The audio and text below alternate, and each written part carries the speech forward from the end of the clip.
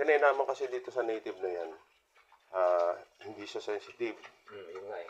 Tapos, pangalawa, ang pagkain nila, ayan, mga damo-damo lang. Damo-damo nga, yun ang maganda dyan kasi hindi ka gastos, ano? Kaya ka makakatipid dyan dahil sa unang-una, pagiging matyaga mo. Pagiging matyaga mo, no, hanap ka ng mga alternatibong pagkain. Kaya nga nagtanim tayo ng Madre de Agua, di ba? Yun, isa na yon. Tapos pangalawa, yung mga saging. Saging. Feed sila.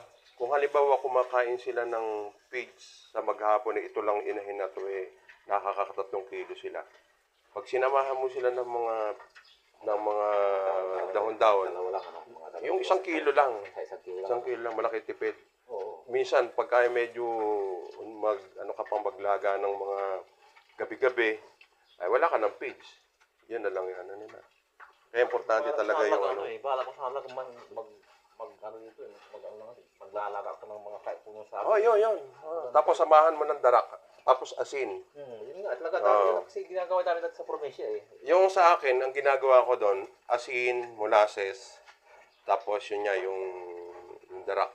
Pag purong darak Lalo kung molasses eh, masarap sa baboy yan. Oo, kailangan ka rin nun. Para hindi naman ginagamit mo naman yun sa pagpiperment. Halimbawa, marami na yung ano natin dito, marami na tayong Madre de Agua. Tsaka yung puno ng saging, pwede mong i-ferment yun. Yung buburuhin. Yun yung pagkain nila. Yun ang kalakihan ng katipiran. So, magagandang lahi ito. Dito nag-alayo sa akin talaga.